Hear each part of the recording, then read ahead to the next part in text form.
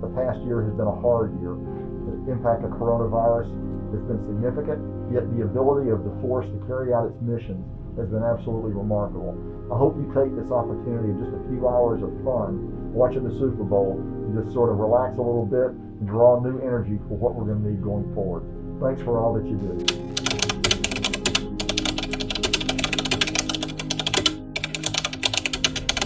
Of the District of Columbia National Guard. Major, thank you for joining us this morning. Can you start out by saying what the current threat level is? Do you have what you need in place to counter it?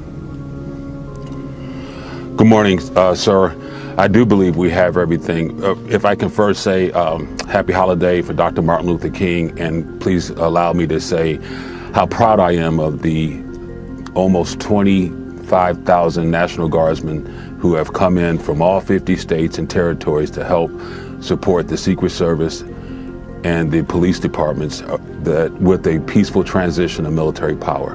Good morning, sir. Good morning. President, what did you mean by calm before the storm yesterday? What did you mean by that? Thank you very much. You'll find out. We'll find out. We'll see. Thank you.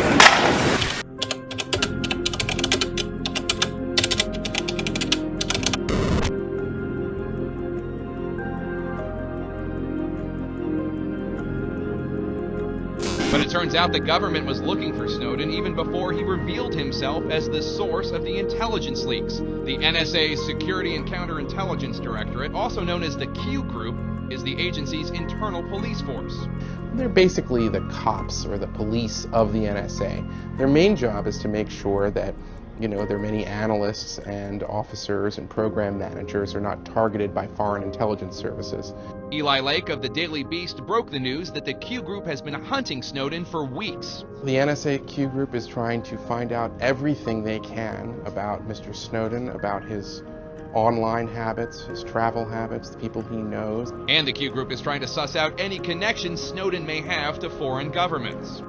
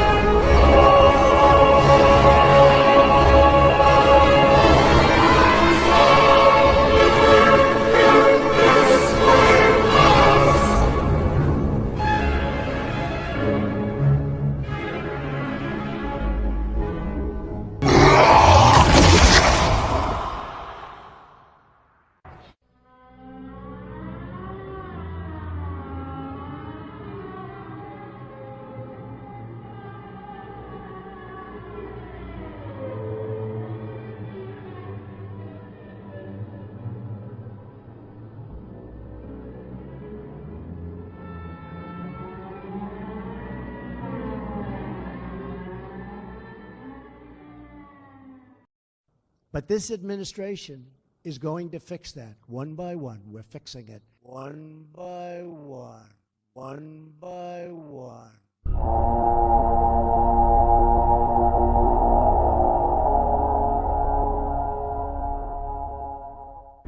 Do you believe in me now? Yes.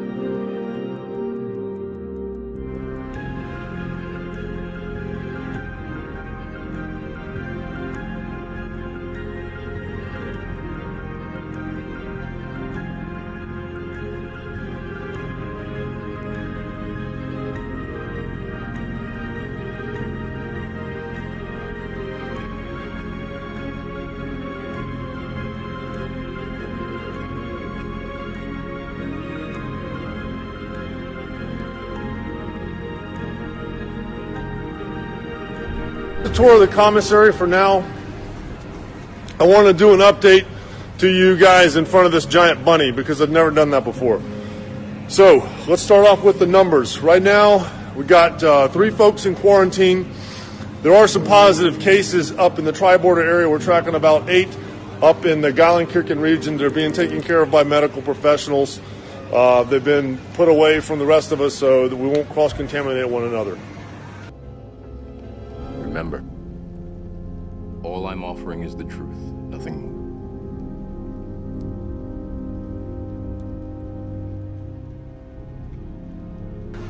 I sent out a link today about fresh air and sunshine. Please get out in the fresh air and the sunshine when we get that stuff. It has a curative effect. This man, this colonel, purposefully positions himself in front of a giant white rabbit holding a red pill and a blue pill. I thought, wow, this can't be a coincidence. Maybe it is. I'm going to look a little further at this situation here. So I went and found the original video and I clicked it. And this is the first thing I heard. Hey, Benelux community, it's Colonel Custer. Let me play it again. Hey, Benelux community, it's Colonel Custer. Custer. Q. White rabbit. Red pill. I don't think there's any such thing as coincidences. To me, coincidences are either signs or miracles. And, wouldn't you know it, that's another Q theme. There are no coincidences. That gets told over and over and over in the drops. There are no coincidences. So now we've got Custer, White Rabbit, Red Pill, and he makes a point on number 5 here of saying, if you hit pause, it looks like the bunny is staring right at you. Wait for it. Which I find very intriguing. Okay, so now I'm thinking, definitely, there is something to find here. I should dig here. And the guy's name is Sean Hunt Custer. Hunt I did. What did I find? Sean Hunt Custer has written this, Unwriting the Future, Decoding the Next Strategic Shock. Decoding. Q is all about decoding. Hunting for the clues. Custer, White Rabbit, Red Pill. What is this about? What is this U.S. Army College document about? He wrote it. It says the class of 2018, so it's recently written. It turns out it's all about asymmetrical warfare, 4th generational warfare, and describing the difference between a strategic shock, a black swan, and a surprise, and also explaining a little bit about how we are being attacked. And I kind of mean, he's talking about the United States, but for me it feels like all right-leaning, non-communist, non-socialist people. We're being attacked in ways that baffle us, that defy a sort of straightforward defense. General Valley, I have a question for you from our chat room on the American Arc Radio fan page. Do you know who the individual calling himself or themselves, if it's an organizational effort, Q? What do you know about that? Was that part of the PSYOP? What are you at liberty to say? Or is it a bunch of bunk? Well, let me just tell you that QAnon's tied to information. And it comes out of a group called the Army of Northern Virginia. Okay? Yep. Now, this is a group of military intelligence specialists of over 800 people that advise the president. And so the president doesn't have a lot of confidence in the CIA or even the DIA, Defense Intelligence Agency, as much anymore. So he relies on these real operators. Most of them are special operations type of people. Yeah. And so this is where Q picks up and gets some of their information, as I understand it. I know what they're looking at now, these alternate technologies of actually creating a separate internet.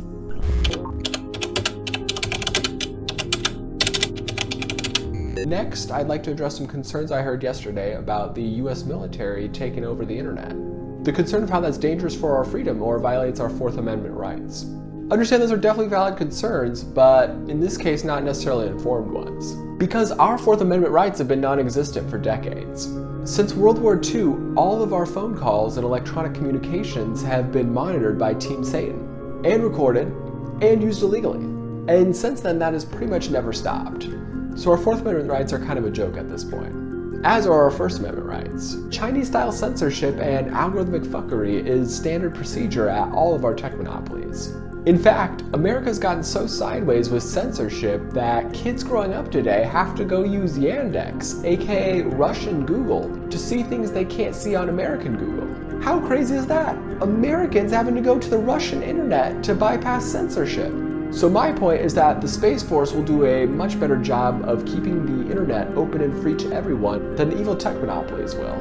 By a long shot. One of the ways we're going to guarantee that is by passing an Internet Bill of Rights, which will essentially be an airtight reaffirmation of our constitutional liberties with some updates that will extend those protections into the digital world. Power companies can't turn off your power because they don't like how you're using it. Phone companies can't turn off your phone because they don't like what you're saying to people. Toll road companies can't block your access to a public road because they don't like your driving. So social media giants cannot inhibit your access to the public square just because they don't like your opinions. They are public utilities, and they must be regulated as such if we want free speech to survive. Now that might sound overboard to some of you, but if we don't regulate them ASAP, they will use their power to silence us and to rig our elections. That's not a joke, that's 100% serious. And once we pass our Internet Bill of Rights, the only way to realistically enforce it is with military control of the internet. Otherwise, big tech will just keep running circles around their regulators. It's not ideal, but it's really our only viable option. Okay? Yep. And this internet can't be compromised. It's so high tech, of course that's up to conjecture. But there's some technologies in clouding and all of this stuff that they're working on, and the Chinese have been working on it as well. But they're really looking alternatives to communicate worldwide with an alternative, or I'd say an alternative to our internet as we know it today. That's all I can tell you about that. Fair enough, General. You've told me a lot in just what you said there. I appreciate that. Well, I was in Special Operations for 20 years. I started out as a Army Ranger in Special Ops as a lieutenant. So I've been around the Special Ops field since 1962. But then I was appointed by President Reagan when he made Special Ops a separate service under a 4-star general. I helped organize and put that together. I was also the recommended First Assistant Secretary of Defense for Special Operations. But they ended up putting a politician in an ambassador who just came back from Cambodia. He only lasted about a year. But I went on to do other things, and last 20 years I was responsible, primarily when I was Deputy Commander, U.S. Army Pacific, I was responsible for the Special Ops operations over there, coordinating a lot of things. Well, PSYOPs is just a part of Special Operations. Okay, listen, I'm not a Q guy, but a million people are asking me about Q, and that was what went the furthest with our last show.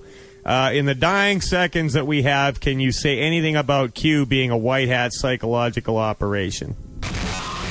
In military designates the day the mission begins. D-Day was a pivotal turning point in World War II. It was the beginning of the end. D-Day was the beginning of the end, and that's where we are today. Yeah, it is a white hat. It is a white information system that gathers information, intelligence, and puts it out through a distribution that's called QAnon.